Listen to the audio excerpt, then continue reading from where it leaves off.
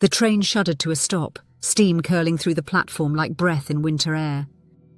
Hermione stepped down, the weight of her satchel heavier than it should have been. The last time she had seen the castle, it was burning. Now it loomed over the hills, repaired but not healed, stone patched with paler stone, like scars stitched into flesh. Around her, students whispered softly, voices unsure how to sound normal again. Even laughter felt wrong, brittle, as if the castle might crack under the sound. "It feels smaller," Ron said, his voice cutting through the mist. His red hair had grown longer, his shoulders broader, but his eyes still carried something fragile. "Guess the war makes everything look different." Hermione forced a smile. "It's not smaller, we've just changed." He gave a half-hearted grin, and for a moment it almost felt like old times. Then Harry joined them, quiet as ever these days, gaze fixed on the castle towers. "You're sure you want to be here, Hermione? No one would blame you if you didn't come back." "I have to," she said simply. "Someone has to put things right." The words were brave, but her stomach twisted. Because she knew putting things right meant facing ghosts, some living, some not. A hush fell over the platform, the kind that ripples through a crowd before something terrible happens. Hermione followed the shift of eyes and saw him, Draco Malfoy, standing at the far end of the platform, pale against the grey sky. He looked thinner, the sharpness in his face almost skeletal. His uniform hung loose, his tie was undone. He stepped off the train without meeting anyone's gaze. No one greeted him. No one moved. Hermione's heart gave an involuntary jolt. Not sympathy. Never that. More like the shock of seeing a ghost you'd sworn would never appear again. Ron muttered under his breath, "Can't believe they let him come back." "McGonagall said everyone deserves a chance to make amends," Hermione said, though the words tasted strange. "Yeah?" Ron snapped. "Tell that to Fred." Hermione looked away. The grief in his voice left no room for argument. Inside the castle, the great hall gleamed with new chandeliers. Banners hung again, though the colours looked faded. Professor McGonagall stood at the podium, her expression carved from granite. "This year," she announced, "Hogwarts begins anew. The Ministry has asked us to take part in a programme of unity and restoration." Her gaze swept the room, stern, searching. "Every student will be paired with another, someone from the opposite side of the war. You will learn, study and live together. These partnerships will be bound by a magical contract known as the Reconciliation Oath." Hermione felt the air tighten. "Pairs? Bound?" McGonagall continued, "This is not optional. The spell will link each pair's emotional state. Pain, deceit and malice will echo through the bond until understanding is achieved." Ron leaned toward her. "Sounds bloody awful." She didn't disagree. When her name was called, she rose, heart thudding. McGonagall's wand flicked toward the parchment of names. "Hermione Granger, please, anyone but, and Draco Malfoy." The hall erupted. Voices overlapped, shock, outrage, disbelief. Hermione froze, her legs refusing to move. McGonagall silenced the room with a glare. "Approach," she ordered. Draco stood from the Slytherin table, moving like a man walking to his execution. He stopped in front of her, eyes as cold as the lake. "Hold out your hands," McGonagall said. Hermione's fingers trembled as she extended her right hand. Draco hesitated, then placed his palm against hers. The contact sent a pulse of magic through them, an electric burn that made her gasp. A thin silver light coiled around their hands, sinking into their skin.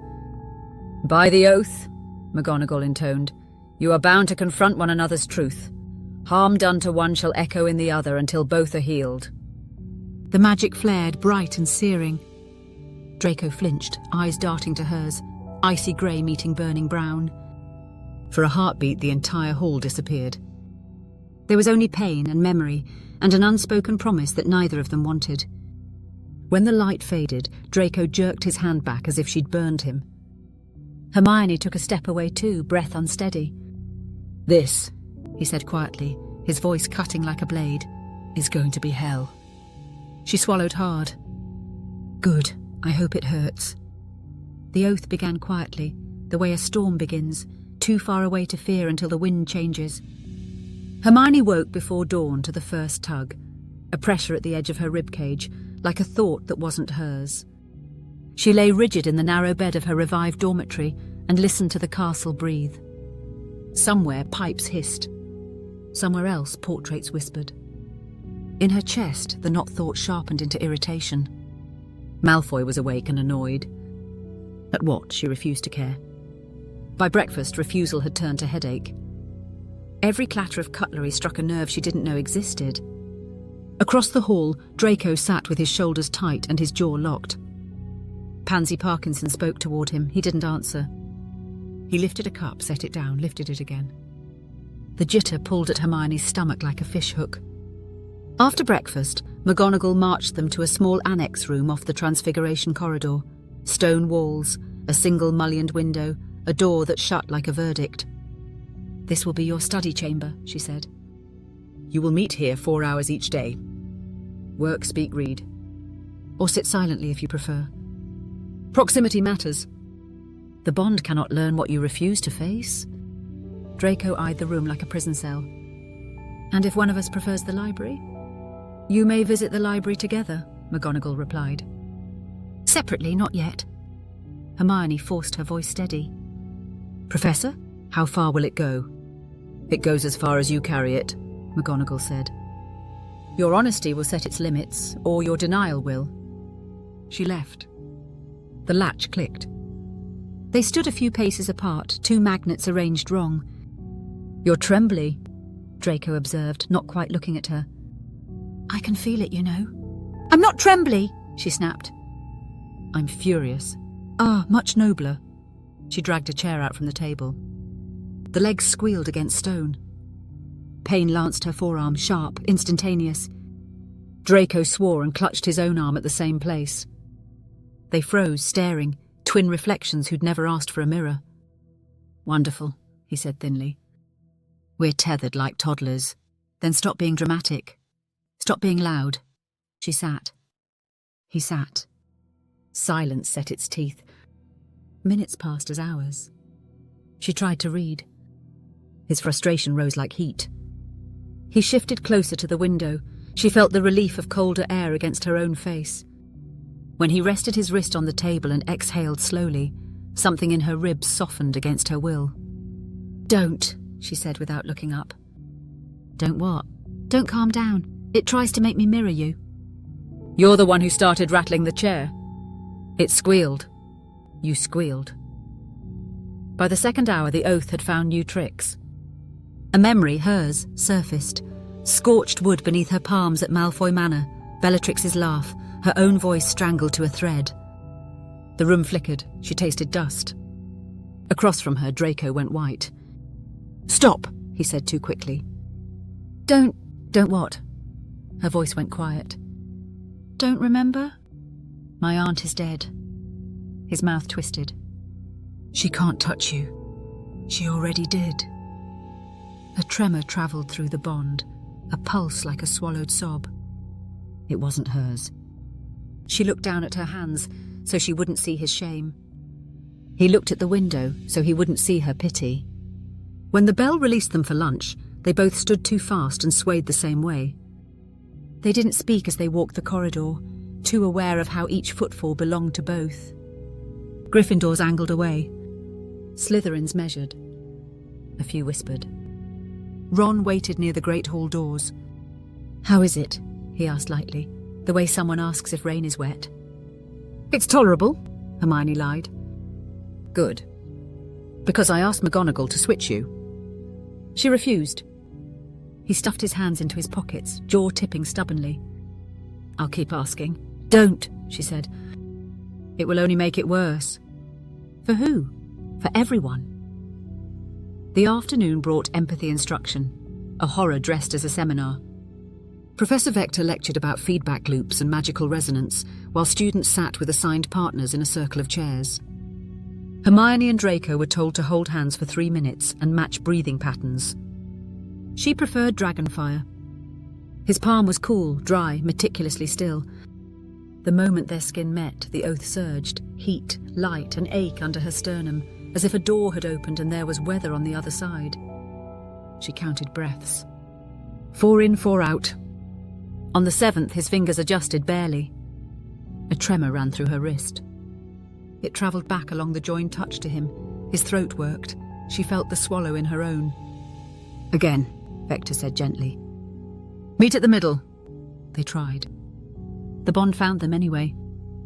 Images skimmed beneath her eyelids, ink-stained desks, greenish light on stone, his loneliness loud as a siren. She ripped her hand away. Enough, she said. It's invasive. So is war, Vector replied. They were excused early.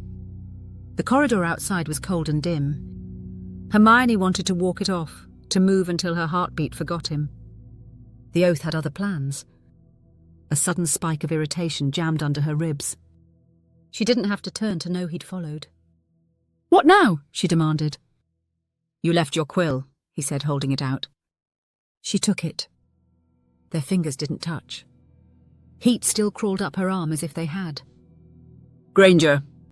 His voice was shell-thin. Stop looking at me like I'm going to explode. You should stop acting like a fuse. A pause. Fair. For 3 days the pattern held.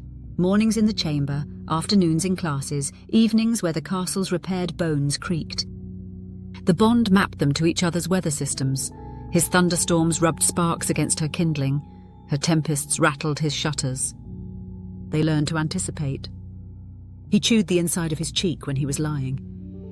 She pressed her tongue to her molars when she was afraid. Neither wanted to know the other so well. On the 4th day, the oath taught teeth. They were assigned to repair a damaged corridor near the astronomy tower. Stone sheared, mortar crumbled to grit. Hermione cast a strengthening charm. The wall shuddered and sagged. Draco swore and shoved his shoulder under the loosened arch to brace it. Move, she snapped.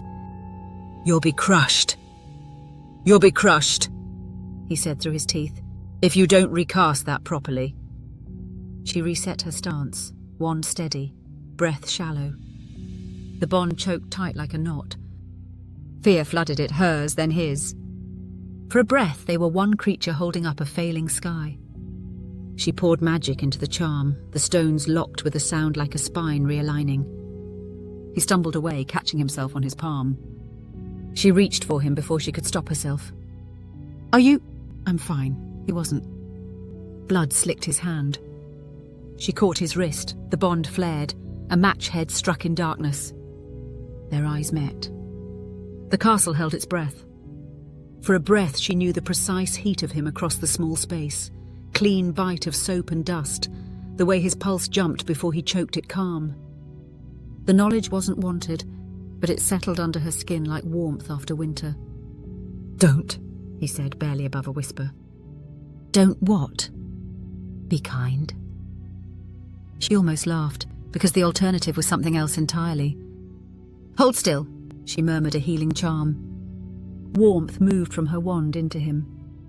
The cut sealed. The Bond hummed, approval, relief, something like gratitude. She didn't name it. Neither did he. They separated too quickly, each pretending the air hadn't changed. By evening, word had spread that the oath could be manipulated if you pushed hard enough. Some students were testing limits, petty cruelties, planned jolts of pain. Hermione rejected the idea on principle. The Bond wasn't a toy, it was a blade. She went to bed early and lay awake, watching torchlight breathe on the ceiling. Near midnight, the ache woke her, fear, sharp and wrong. Not hers. She sat up. The Bond yanked again, fear, then anger, then a muffled sound like a curse bitten in half. Malfoy, she whispered into the dark, as if saying his name might reach him. The pull tightened in answer, dragging east. She grabbed her robe and slipped into the hall barefoot, the stones cold as lake water. The shadows looked taller at night. She followed, down the staircase, through the arch, into a corridor still half charmed and half broken. The air smelled of damp plaster and night. She found him near a boarded window, sleeves pushed up, wand in his fist. A hex sigil crawled along the wall in sickly green, someone's joke with teeth. He must have tried to erase it and woken the curse. He didn't look at her. Go back. That's not how this works. She lifted her wand. On 3. Don't. 1. Granger, no. 2. They spoke the counter-curse together on 3, their voices snapping into the same rhythm as if the oath had taught their mouths to agree. Magic cracked across the stones, the sigil writhed and dissolved with a sound like something drowning. A final lash of energy bit them both. Pain flashed along Hermione's jaw. She hissed. He doubled over, knuckles to the floor. "Are you hurt?" she managed. He laughed once, too sharp. "Not enough." That sounded unwell. He leaned his head back against the wall and finally looked at her. In the thin light, his eyes were the grey of winter water. He looked near vanished. "It keeps pulling," he said. "Memories, yours, mine, the worst ones." "I know." They sat in ruin and didn't speak. The bond eased, the way a tight shoe loosens when you accept the blister. Outside, a breeze teased the loose boards and made them creak like a sleeping beast. "Thank you," he said at last, barely audible. "For the counter-curse? For coming?" She didn't say you're welcome. She pressed her palm to the cold floor and felt the castle's stubborn pulse. Some stubborn part of her answered to that feeling as if to a call. "I still hate you," she said, because it mattered that the truth keep its spine. "Good," he murmured, eyes closing. "I'd worry if you didn't." The bond thrummed, faint and low, an admission neither of them would translate. She stood, wrapped her robe closer, and started back toward the stair. After 3 steps, she stopped and looked over her shoulder. "Tomorrow," she said, "we work on shielding. I'll teach you a better counter to recursive sigils." "I already know." "Not well enough." A pause, then unexpectedly he smiled. It wasn't nice. It was real. "Bossy. Alive," she said, and left him there with the moon trying to make a window out of boards. That night the oath slept. Or maybe they did. Either way, for the first time since the train, the castle felt a fraction softer. Dawn brought drizzle and a new arithmetic. 2 tempers, 2 griefs, unwillingly 1 breath. By the end of the 2nd week, the study chamber smelled faintly of tea and old stone. Their chairs had worn to their shapes. Words became a kind of weaponized truce. When he mocked her, it sharpened her focus. When she corrected him, it sharpened his magic. They fought in the space between improvement and pride. The bond purred like a cat pretending not to want the fire. One afternoon, a stack of parchment slid from the table and spilled onto the floor. They both bent at once. Her hand brushed his. The contact was brief, accidental, nothing. The bond did not agree. Heat flashed to her throat, colour stung his cheeks. Their eyes collided. For a heartbeat, the air thinned. She pulled back as if burned. "Don't," she said again, and didn't know which of them she meant. He nodded, breath unsteady. "Right." But the bond had noticed. It would remember. That, she realised with a complicated dread, was its nature, to record, to bind, to insist. Outside, the repaired arch threw a pale shadow across the corridor. The day tasted of rain. Somewhere a bell rang. They did not move until the echo died. The notice appeared on their study door at dawn, parchment nailed into oak like a decree, oath-compliance schedule. Beneath it, an hour-by-hour lattice of rules. Shared morning check-in, joint coursework, midday meal together, empathy drill, reflective journal entries signed by both, evening debrief with faculty. At the bottom, in McGonagall's tidy script, lies register as breaches. Concealment amplifies. Hermione felt the bond give a small, predatory purr, as if pleased it had been given permission to bite. Draco arrived a minute late. The bond tugged in mild irritation, the emotion his, the annoyance hers, and met in the middle like 2 waves colliding. He glanced at the parchment, then at her. "We're furniture now, scheduled furniture." "Chairs don't argue," she said, opening her notebook. "Try it." Their morning check-in required them to state aloud how they felt. Hermione went first. Tired. Determined. Hungry. A neutral warmth moved through the bond like tea steam. Then Draco. "Fine." The shock struck both of them at once. Sharp, clean, a snapped wire singing up the arm. Draco hissed. Hermione grabbed the table edge. "Try again," she said through her teeth. He stared at the grain of wood as if it might answer for him. "Tired?" he said finally. "Restless." A pause. "Angry." The bond eased, satisfied. Hermione exhaled. "There." He looked up and something like humour flashed, brittle and brief. "Congratulations, you've taught me to say 3 words. Don't make me teach you 4. By mid-morning they had learned the new arithmetic. Deny and the bond punished. Evade and it pressed. Confess and it settled like a cat. Draco discovered that if he masked pain, it rebounded through to her. Doubled. When the corner of the chair caught his shin and he said "fine" out of reflex, Hermione's leg burned so hard she swore. He flinched at the echo of her curse in his own chest. "Stop minimising," she snapped. "Stop asking. Stop lying." They stared. Neither looked away first. The shielding lesson began after lunch, vectors chalk flying, numbers and forms layered like lace. "Oath bonds," she said, "prefer honesty because it is simpler to compute. But there are legitimate uses for shields. Stabilizing overwhelming emotion, protecting during sudden pain spikes, mitigating intrusive memory bleed." Hermione and Draco faced each other in the far corner, wands lowered, palms open, an agreed truce posture. "We'll start mild," she said. "Name the feeling and keep it behind the line." He lifted an eyebrow. "You first, Captain," she inhaled. Drew a line in the air, a translucent veil at sternum height. "Worry." He nodded, almost respectful, and mirrored the shape. Irritation, they held. Pressure built, a gentle shove from pulse to palm. Hermione focused, and the worry stayed behind the veil, a disciplined pupil. "Again," she murmured. "Stronger." "Which feeling?" A flicker at his mouth. "Pick the honest one." "Impatience." "Tempting," he said, and the slightest colour touched his cheekbones. "Fine, guilt." The words slid through the room like a cold draught. The bond responded, curious, hungry. The veils trembled. Hermione tightened her stance. Draco did too. For a moment they were 2 domes in a storm, rain skittering off glass. Then a memory struck, uninvited, sudden. A hallway. A woman's laugh sharpened to a blade. The pale gleam of a drawing room. The bond lunged. Hermione's shield faltered. She saw his hand lift a wand he hadn't wanted to hold. He felt the burn across her forearm that she would forever carry. Their veils buckled toward each other like sails taking violent wind. "Hold," Hermione said, voice low, focused. "Hold, Malfoy," he tried. She saw it, she felt it, his effort thin but real, the shaking inside his bones. Her own steadied an answer. For a heartbeat it worked, the storm slid past.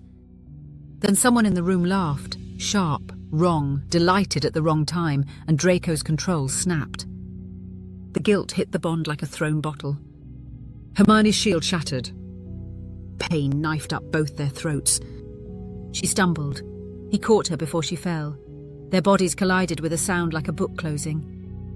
They stood that way, braced together, breath shared. The bond hummed, low and bright, almost pleased. "Granger," he said roughly, not letting go. "Your heart is, for Merlin's sake." "Fast," she managed.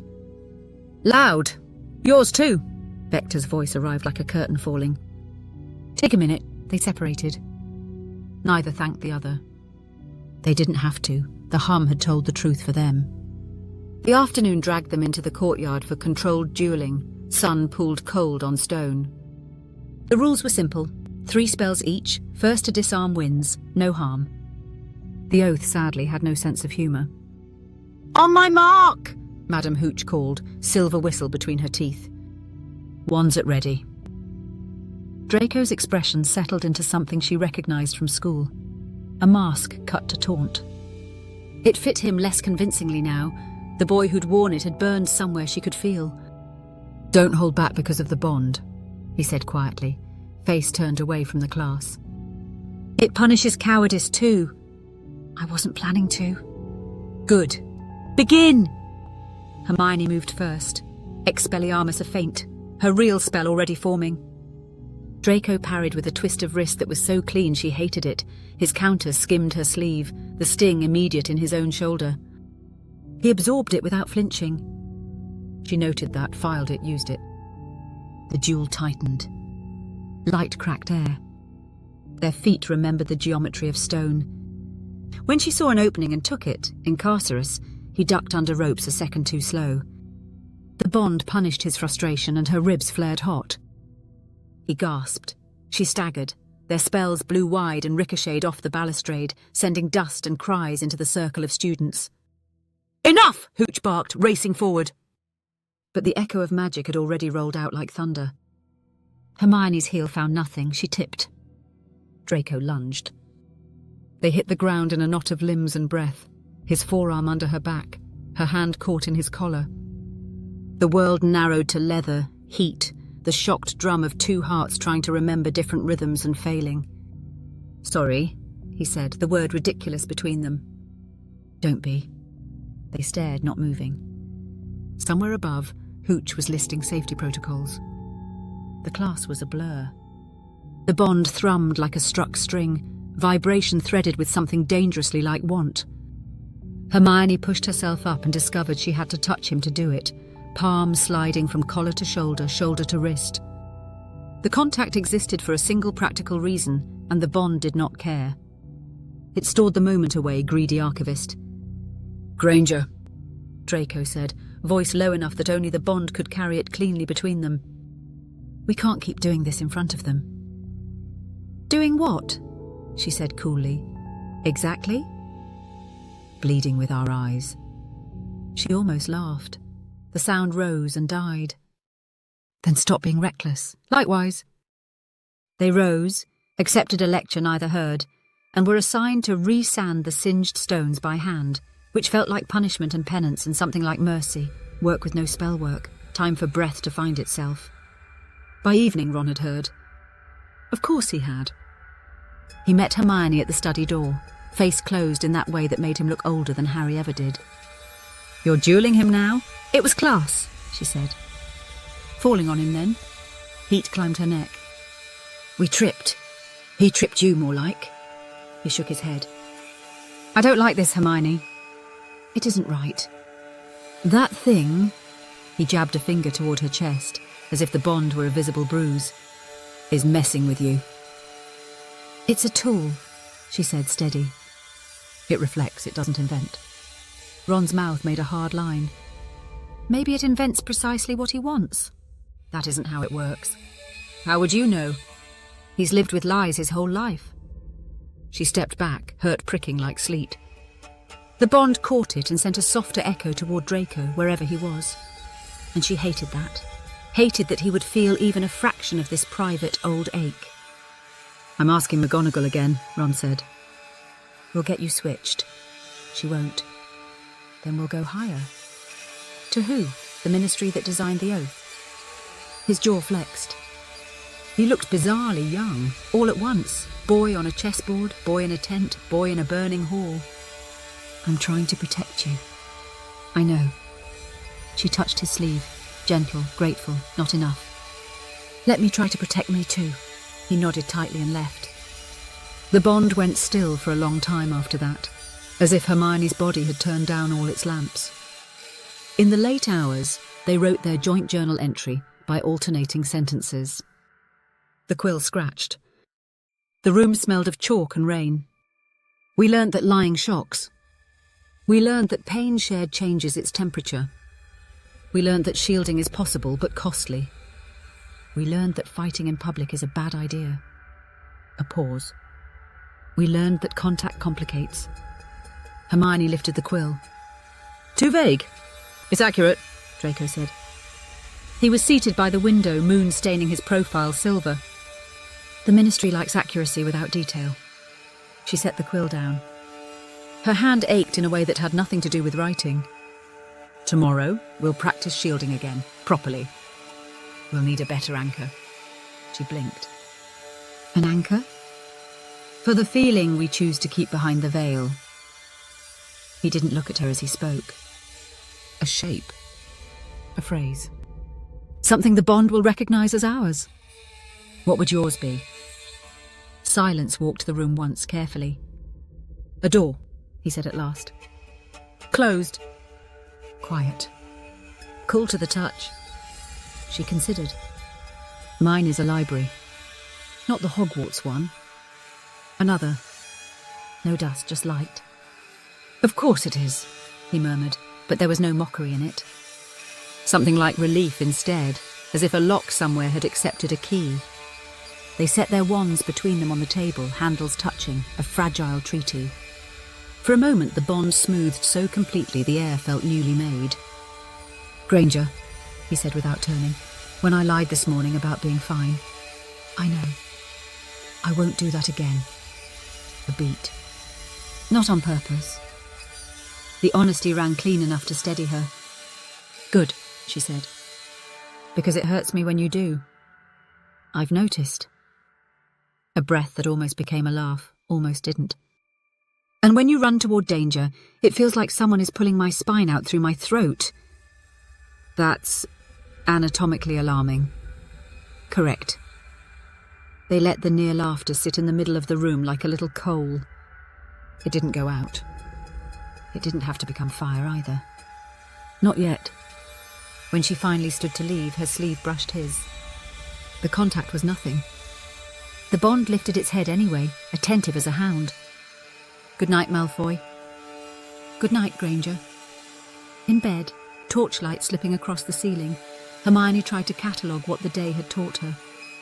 That honesty cost less than deceit now. That sharing pain changed it from a blade to a warm coin. That proximity was a teacher no book could replace.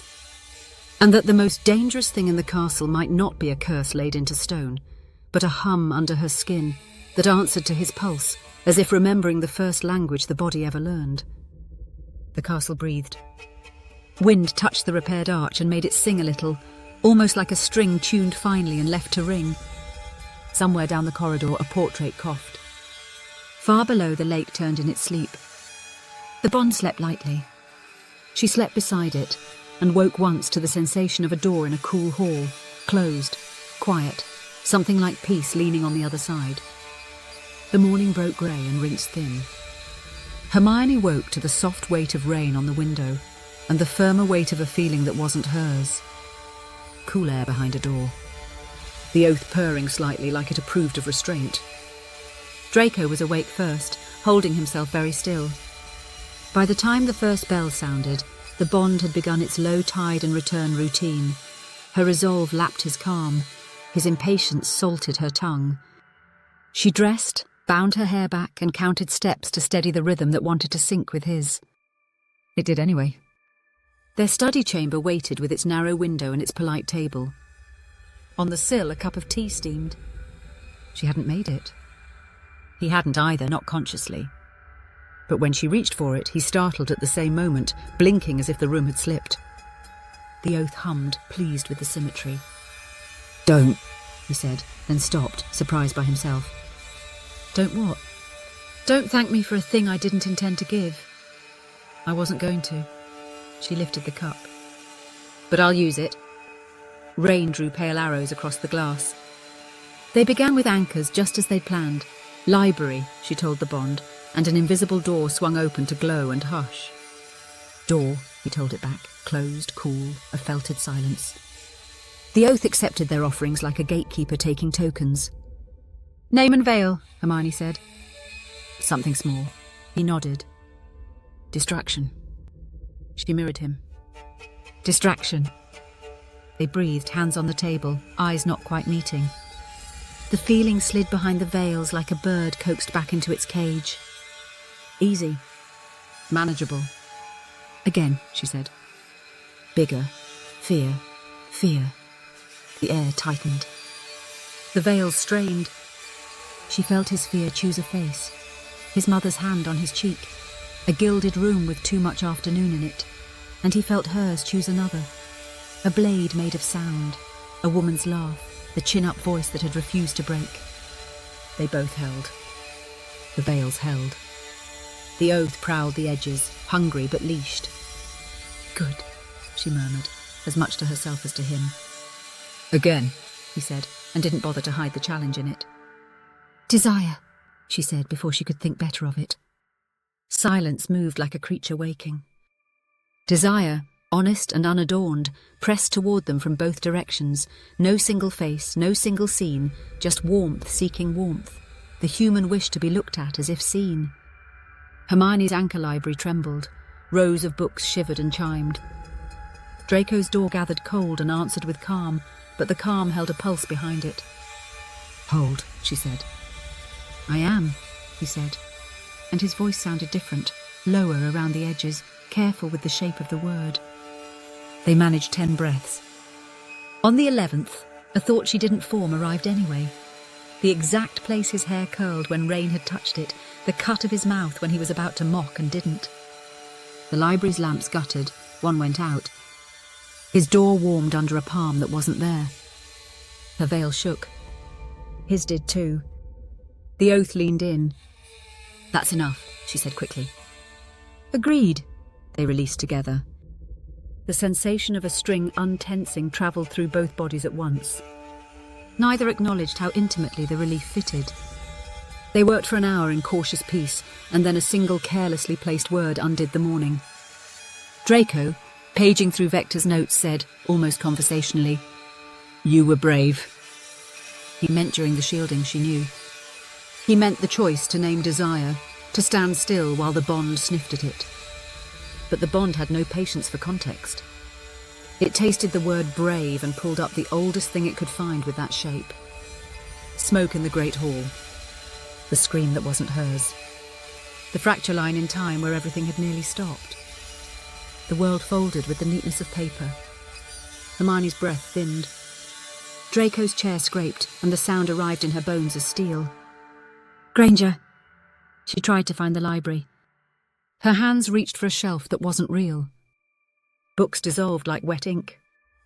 "Door," he said, breath steadying, voice anchoring. "Focus."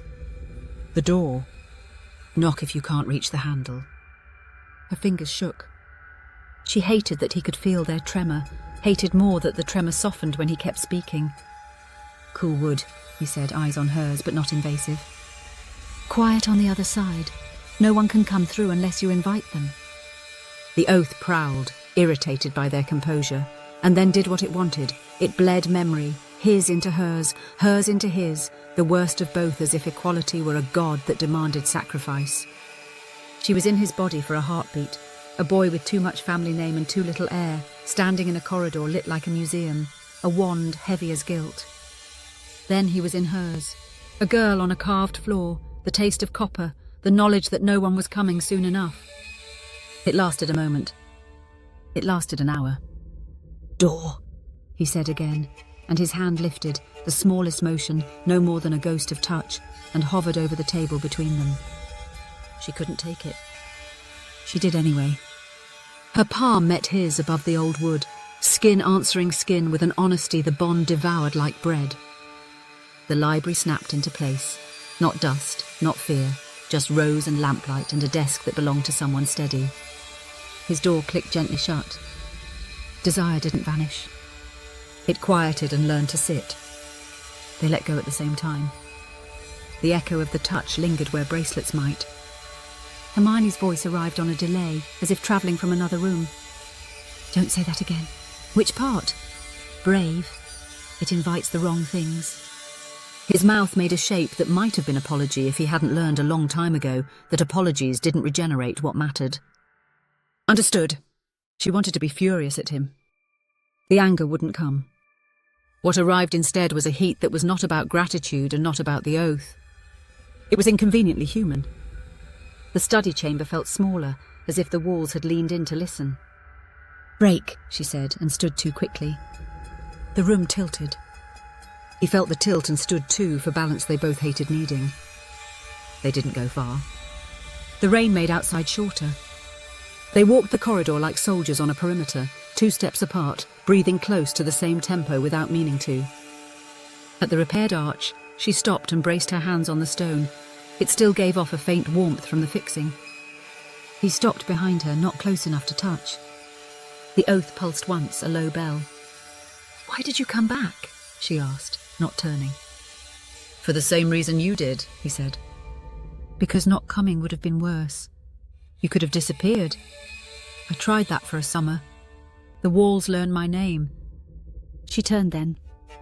He was looking just past her shoulder, as if eye contact might be too much electricity. She hated the thought and wanted it. "Malfoy," she said, voice thinner than she liked. "Do you—" She stopped.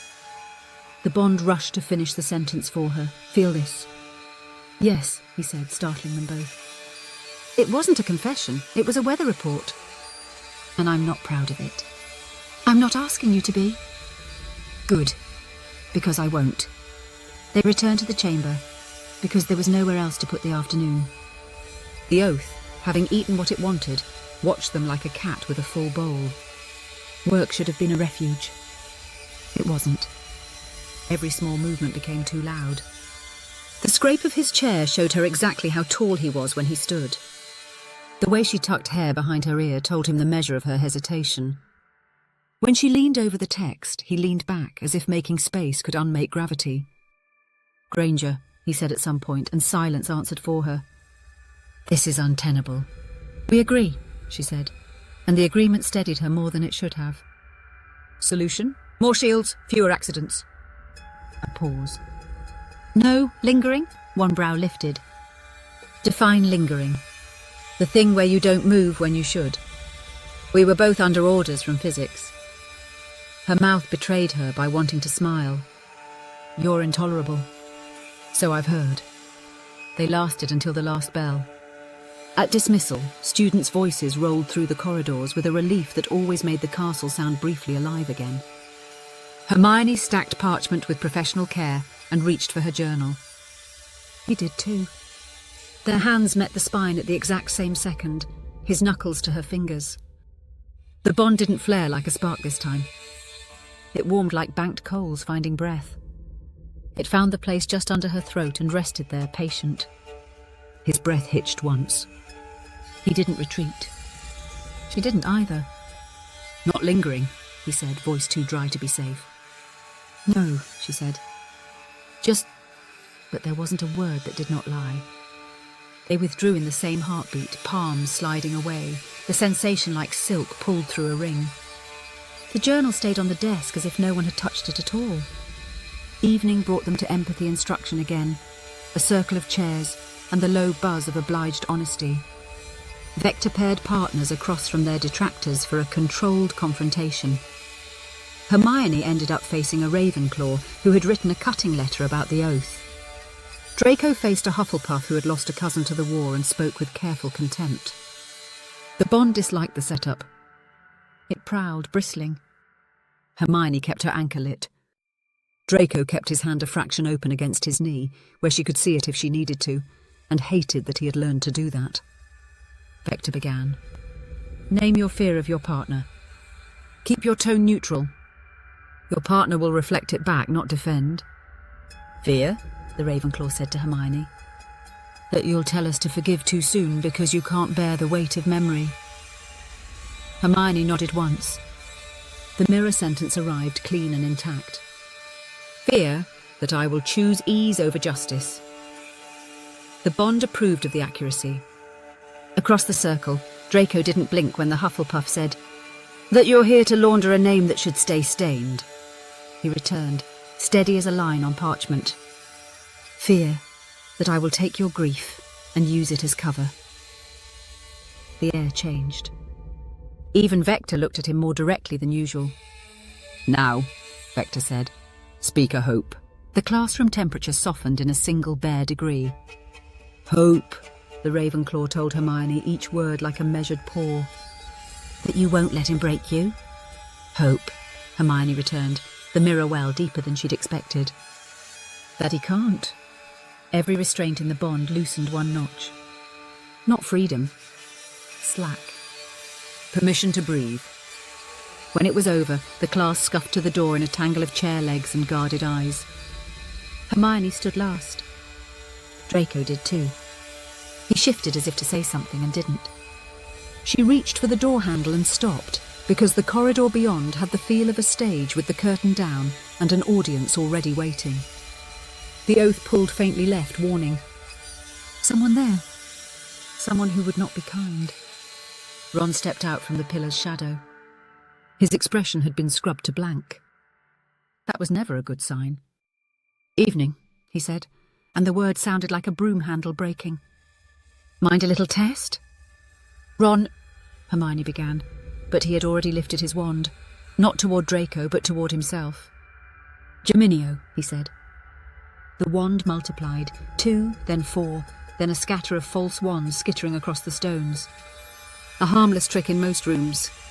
Not in a corridor with an oath that hated deceit and a crowd that wanted a show. Ron bent and snatched up one duplicate. "Which is mine, Malfoy?" Draco's eyes went cold. "You're asking me to guess?" "I'm asking you to prove you're not faking this." Ron's smile was the old one turned inside out. "If the bond mirrors pain and truth, then lie to her and we'll know. Pick wrong on purpose." Hermione's stomach dropped. "Ron, no." "It's simple," he said softly, not looking at her. "If he can lie without consequence, this thing is a trick. If he can't, we'll see the jolt." Draco didn't move. Rain made a dim harp out of the arch. The oath crouched and showed its teeth. "Don't," Hermione said. Ron's voice lowered. "Choose, ferret." Something in Draco's face closed. He reached, took the wrong wand and said almost politely, "This one." The oath struck. Pain lanced Hermione's forearm where no wound existed. She flinched back into stone with a sound she hated herself for making. Draco's breath seized. His shoulder jolted against the doorframe. Ron went very still, colour draining as if someone had pulled a stopper. "Enough," Draco said through his teeth. The wrong wand clattered from his hand. "Satisfied?" Ron stared at Hermione's hand where she clutched her sleeve. He didn't look at Draco when he spoke. "No, not even slightly." He turned and walked away before either of them could answer. The corridor's echo arrived slower than usual, as if the castle didn't like returning the sound of that retreat. Hermione exhaled in pieces. Draco flexed his fingers once and dropped them to his side. "You'll bruise," he said quietly. "I know." He hesitated, then added, "We need better shields, for both of us." "We need better friends," she said, and heard the exhaustion in her own voice. He didn't argue. For 1 second, the space between them felt almost like truce. Then the oath rolled its shoulders and reminded them what story they were inside. They parted without a good night. The bond kept them aware of each other anyway. The slope of his breath going slower than pride allowed. The way her jaw unclenched only when the door clicked shut. In the dark, Hermione found her library again and left a lamp burning for someone who would never enter. On the other side of an imagined wall, Draco pressed his palm to a door and did not open it. Neither of them slept easily. The oath did. It dreamed in the shapes of hands that paused too long and voices that said each other's names without permission. Morning arrived bright and bare, a blue so clean it made the castle's new stone look unblinking. The air held the sharpness of a blade rinse. Hermione welcomed it, sharpness she could use. Softness was more dangerous. Hooch had posted a notice at breakfast, advanced dueling, mixed houses, courtyard, second bell. The word advance drew a crowd. Rumour had already done its rounds after Ron's test in the corridor. Eyes followed Hermione and Draco with the precise hunger of a school that had forgotten how to be bored. They met in the study chamber first. The oath laid out its morning report across their nerves, his sleepless patience, her sleepless defiance. They exchanged minimal words, checked shields with anchors, confirmed breathing tempo. Professional. Brutal. Rules, Hermione said. No lies, no bravado, no lingering. Draco finished, the faintest curl at his mouth. Understood. Make sure you do. The courtyard baked in hard light. Hooch paced the flagstones, boots ticking, whistle swinging. Pairs, she called. You know the drill. 3 exchanges each, control over spectacle, and if I see anyone throwing curses dressed as jinxes, I will fly you into the lake myself. Murmurs. Eyes. Wand hands flexing, Hermione tasted metal and found it came from both their mouths. Hooch pointed. Granger, Malfoy. You're up first. Set a tone. A low ripple moved the ring of students, a shiver of anticipation and something meaner. Hermione stepped out, spine straight, the robe's hem whispering over stone. Draco did the same, expression set to cool indifference that didn't reach his eyes. The bond laid one clean line between them, wire taut. On my mark, Hooch said, raising the whistle. Begin. The whistle cut the air. Hermione opened with a fast, clean Expelliarmus, obvious, readable, a courtesy. Draco slid left as predicted and threw a shallow Protego to catch the edge. His counter came like a breath. Rictus Emperor softened until it was only in balance.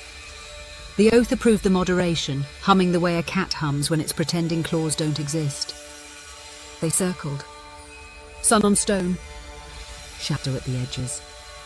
Students leaning forward on invisible leashes. Stupefy. Protego. Levicorpus fainted finite in reply, a half-turn, a slip. Hermione caught a glimpse of his focus. It looked like silence with thorns. He felt the flare of her calculation, cool, clean, cascading. They met in the middle and ricocheted away on purpose. Control. Proof. But control was one thing, audience another. A Slytherin voice near the balustrade drawled, Careful, Granger, he likes rope, and the cheapness of it hit the oath like vinegar. Hermione's jaw tightened. Draco's breath shortened. The bond mapped both changes and multiplied them. Ignore it, Hermione said under breath. Working on it, he returned. They reset. Hooch watched, satisfied for now. Hermione decided to end it neatly. 2 more exchanges, disarm, bow, done. She lifted her wand, aimed for balance, and the bond tilted. A second voice, this one from somewhere in the Gryffindor knot, slid across the stone. What's the oath feel like when you kiss? Laughter, quick and ugly. Ron's voice did not join it. He stood in the back, still as stone, chest a held door. Draco's mask slipped a fraction. Hermione felt the slip like a clatter in her own ribcage. The desire they had carefully veiled all morning lifted its head. Not a growl. A look. The kind that says, I remember heat, I know your wrist, I know my own. Granger, he said, warning and apology braided. I know, she said, and meant hold. They went at the same moment, her Expelliarmus truer, his Protego a hair late because he was protecting a different thing than the wand in his hand. The disarm bit, his wand jumped. He reached for it on instinct. She checked the second spell, and then a third voice broke the air, bright with intention. Tripudio! A showy charm from the outer ring, meant to embarrass by making the target stumble dance. It wasn't aimed at either of them. It ricocheted off a student's shield and skittered like a coin across stone. The oath read it as aggression anyway. The courtyard snapped with mixed magic. 2 sanctioned spells, 1 reckless one, a dozen shields like glass dome lids rattling. Sound lifted dizzy wrong. Down! Hermione shouted. Draco was already moving. They collided exactly where the bond wanted them. Ground, heat, dust, the leather crush of his shoulder under her palm, her breath in his mouth's weather. The overcast charm smacked the balustrade and dissolved into a rain of harmless sparks that looked like applause and tasted like salt. For a breath, everything stopped. The students. Hooch. The castle, even. Hermione's knee was against Draco's hip. His forearm braced the small of her back so she didn't crack bone on stone. He smelled like clean wool and rain that hadn't fallen yet. The bond sang, low, pleased, greedy. She felt the precise moment his restraint turned teeth outward and bit them both. Not to harm, but to mark. This is mine to hold back. Not lingering, he said, voice ruined and careful. Not lingering, she echoed, and rolled away with surgical precision. They rose together. Dust shook from robes. Hooch's whistle finally found its scream. Who cast the third? She snapped, fury strict and cold. A Ravenclaw boy half raised his hand, then lowered it when the eyes landed. Detention, and you will apologise to both of them now and in writing. The boy muttered something shaped like sorry. It didn't matter. The damage was the attention, not the spell. Match over, Hooch said. Granger on points, murmurs. Enough spectacle, next pair. Hermione and Draco retreated to the rim, the oath tensed like a bow not yet loosed. She could feel his effort to level his breath. He could feel the way her pulse still climbed steps 2 at a time. They did not look at each other. Looking would have occupied the rest of the day. Ron intercepted them before they reached the arch. He didn't bother with preamble. You think that proves anything? It proves we can control it, Hermione said too evenly. Ron's gaze cut past her to Draco. You let a crowd pull you two like puppets. No, Draco said, voice flat with exhaustion. We let physics and mockery combine. It's a common phenomenon. Don't get clever. Ron's jaw hardened. You made her fall. Draco's eyes flashed once. Hermione felt the heat and put a hand on her own sleeve to keep from answering for him. He made sure I didn't break my spine, she said. He also lost, if that helps. It doesn't, Ron said. Because this whole thing is a farce, and if you won't get out of it, I'll get you pulled. By doing what? Hermione asked, heat finally catching. Staging corridor tricks until the oath bruises us into submission? Ron flinched as if slapped with an old name. By going to the board and the aura office, and every paper that will print a line until McGonagall can't pretend this is helping. You'll hound her in the profit, Draco said, something icy moving under the words. I'll protect her, Ron snapped. Hermione held her friend's gaze and saw the boy who had once walked with her into darkness and chosen to return. Protect me by trusting me, she said, quiet and clean. Or at least by not turning me into a headline. Silence. It cracked. He stepped back. I'll do what I have to, he said, voice tired and stubborn, and left before anyone could see that his eyes had gone bright. The rest of the lesson passed without incident, which is to say the rest of the lesson was performed underwater. Everything muffled, movement slowed, the oath counting seconds with its thumb. In the study chamber afterward, they sat with the window open to bleed heat. A breeze lifted the corner of Vector's notes and set them flittering like white moths. Hermione pressed fingers to the bridge of her nose. Draco turned his quill end over end, as if repetition were a prayer that might be answered. Next time, she said, we ignore the crowd. We tried, he said. We try harder, he nodded. Agreed. They wrote the day's journal in simple lines, stripping metaphor away until only scaffolding remained. We maintained control until an external spell struck the field. We prevented harm. We did not linger. A long pause. The bond amplified an impulse we contained. Hermione set the quill down. Is there a word that means nearly? Almost, he said, mouth ghosting something like a smile. Not yet. Put not yet, she said, before she heard what it sounded like. The bond heard anyway, stored it, labelled the file Hope and pushed it to the front of a drawer. Evening brought a summons parchment with McGonagall's strict hand, Granger. Malfoy. Office. They climbed together through corridors that never forgot feet. The gargoyle jumped aside at the password without making them wait. It was the castle's way of saying, I know already. McGonagall stood behind her desk with a copy of the Daily Prophet, folded to an empty space where a headline would eventually go. The blankness looked louder than print. On the corner sat a sheaf of board notices with the word review too many times. You have become a problem, she said without clearing her throat. We didn't start, Hermione began. I watched the courtyard from my window, McGonagall said, eyes even. I know who started what. Silence then. The oath will remain, McGonagall continued. But I am moving your empathy instruction to private tutorials. No more circles. No more performances. Relief and wariness moved through the bond side by side. Draco inclined his head. Thank you. Don't, McGonagall said dryly. I'm not certain I trust your gratitude. She shifted the prophet aside.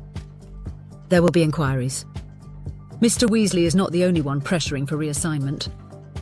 I cannot and will not reassign you. The integrity of the program depends on pairs like yours succeeding or failing honestly. A beat. Make it succeed. We will, Hermione said, letting the vow draw blood if that's what it wanted. The oath liked vows. It purred, dangerously pleased. "Go," McGonagall said, with a flick of fingers that suggested she had 6 more fires to stamp and a single pair of boots. They left. On the stairs down, students flowed past in end-of-day currents, and the Bond tracked each brush and almost touch with an attentiveness that would have been embarrassing if either had energy left for embarrassment. At the study door, Draco paused. "You were precise today. You were steady," she returned. It was the closest they could come to praise without giving the Bond too much to eat. Something tugged left, subtle, cauterized. Ron again, somewhere near the owlery, parchment in hand, anger cooled into resolve. Hermione felt the decision firm the way bread goes from batter to structure. She closed her eyes. "He'll make good on it," she said. "I know." Draco's voice was the quiet kind he used when not hating himself was expensive. "Get sleep anyway. You too." Night stretched long. The oath drowsed but did not fully sleep. It kept one ear cocked for stairs and newspapers. Hermione dreamed of the courtyard mapped as a chessboard, white squares patched stone, black squares shadows crowd deep. 2 pieces moved in mirror, knight and bishop, neither designed to travel the other's path, both forced to turn at odd angles until their roots met in the same square and stayed there, not by choice but by geometry. Near dawn, rain returned, soft first, then sure. It tapped the sill of the study window and asked to be let in. The castle said no and meant maybe. When the bell rang, the day would begin again. Before it did, the Bond slid a quiet message across their shared wire. Hold. It was to both of them. It was not a command. It was a plea that sounded like a plan. They woke into that word and, without speaking it aloud, agreed. Private empathy tutorials met in a room the castle seemed reluctant to remember. It lay 2 flights below the Transfiguration corridor, tucked behind an arch that required a left turn and a right refusal, as if testing one's determination to reach it. Vector had chosen it because the walls were thick and the windows small, and because the torches burned in bowls of blue glass that softened light into a hush. "Seats," she said, gesturing to 2 low chairs angled toward each other, close enough that knees might touch if no one behaved. A decanter of water stood on a narrow table between them. A wand-sized bell rested beside it. "Today we move beyond surface. You have anchors, you have veils. I want you to learn return." Hermione glanced at Draco. His face wore the practiced calm of someone who had been taught his skin was a house for secrets. She felt the calm under her own ribs because the oath dutifully mirrored it. It wasn't soothing. It was cold water held in the mouth. Vector drew a diagram in the air, 3 concentric circles. "Contact, descent, return." "The bond is a tunnel that shows you each other's worst doors and dares you to step through." "You will step through because not doing so is called denial, and the oath can smell that from the other side of the castle. The only skill that matters here is coming back." "We do not drown." Hermione nodded. Draco did too. Neither trusted the vow they were about to make. "Procedure," Vector said. "Contact is a hand or a phrase. Descent is a count, 333. Return is anchor and bell. I will remain in the room, and I will stop you if you cannot stop yourselves." She set her wand down and folded her arms as if to make it clear she didn't mean theatrics. She meant mathematics. "Choose the contact." Hermione looked at the space between the chairs and decided that civilization would survive 1 palm. "Hand," she said. "Brief." Draco's mouth twitched, as if at a private translation of brief. "Fine, begin," Vector said. They reached. Skin to skin, breath met breath. The oath listened, then opened like a trapdoor that had been waiting beneath a rug all along. "Contact." Hermione tasted dust that wasn't in the room. Descent slid neatly into her like a shape made for the space. 3. The antique stink of Malfoy Manor's drawing room. 3. The too bright gleam of polished floorboards that had seen too much kneeling. 3. A laugh that could cut glass. The bond did not ask permission. It never had. It set her down inside a night she had sworn not to revisit without armour, and this time it insisted she wear honesty instead. She felt the pain without the distance numbness grants, the way sound burns when it remembers it is the body's first language of danger. She smelled hot wax. She saw the wand glint and the rings on the hand and her own fingers on the floor, scrabbling for a purchase in air. Draco went with her, because there was nowhere else to place his feet. The oath stitched him into her line of sight as if he had always stood there, a boy out of place in his own life, a face blanched by a wish to disappear. But here he did not disappear. The bond wouldn't allow erasure. He stood at the edge of the memory like a shadow that refused to be anything but human. She felt his recoil, he felt her jaw set. The double knowledge drew them closer than the chairs had. "Return," Vector had said. "Remember, return." Hermione's hand trembled in Draco's, and he tightened his grip just enough to be information, not force. "Library," he said softly, naming hers, not his. "Light on a desk. Smooth spine under fingers. The quiet that isn't silence." The room shifted by a degree that wasn't temperature. The memory's edge frayed. Hermione's breath, which had been a small animal dodging teeth, found a way to run a straighter path. The oath disliked easy exits, so it turned the corridor and opened another door, his this time. Descent again, 3. A stairwell lit by lanterns that made bruise-coloured shadows. 3. A wand held slack when it should have been hard, a throat that could not find yes or no. 3. The wind at a height where a fall was a sentence, and a man's voice that sounded like mercy asking to be believed. Hermione felt it all with him. The choice that had calcified in the marrow. The spectators waiting for a performance the boy could not give. The 1,000 times since when his breath had hitched at the memory of not moving. A thread of panic tugged at the oath, bright as wire. Draco pulled at his wrist as if the memory were a cuff. It cinched tighter. "Door," Hermione said, naming his anchor with the steadiness she had learned in the war. "Closed." "Cool. Your mother's hand on your shoulder, the gentle one. A room with no portraits in it." She watched his pulse jump at his throat. Knock from inside. The knock sounded, soft but real. The cuff loosened a hair. The wind quieted to breath in a corridor. The voice receded into stone. The boy did not forgive himself, because forgiveness is not a button, but he breathed like someone had given air back. The chairs were still chairs. The blue glass torches didn't flicker. Vector's eyes, flinty with focus, did not blink. The bell sat untouched on the table, but the word return stood a little nearer. Hermione pulled her hand free to rub her wrist, and found she couldn't quite yet, because the oath had chosen its lesson and was not finished with the day. It rolled the 2 worst rooms together until the light and the wind blurred and the floor forgot which house it belonged to. Sound became a single rope. "Back," Vector said, the first edge of command in her tone. "Both of you now." For once they obeyed perfectly. "Library," they said together. "Door," they said together. The bond relented, grudging as a cat called in from a windowsill. Return was not full relief, but it was standing, and the carpet underfoot was the one the present had put there. They didn't notice their hands were still joined until the ache left. When they let go, the air cooled along their palms and their skin registered loss as data. Vector poured water with her own hands and set the glasses where their fingers could find them, without ceremony. "You did not drown," she let the fact stand. "Again tomorrow, shorter. The nervous system learns by repetition." "Of course it does," Draco said, voice carefully polite. He did not trust his throat to do more. "Eat," Vector added, with the authority of someone who knew the spell work appetite burns from the inside. "Sugar and salt, or the oath will try to metabolize you." They left. The corridor's stones had never felt so human. Hermione kept one palm on the wall for 3 steps. The wall did not mind. It remembered when people had leaned harder. They didn't speak until the arch had given them back the larger hall and the larger noise. Hermione said, "Thank you." It could have meant a dozen things.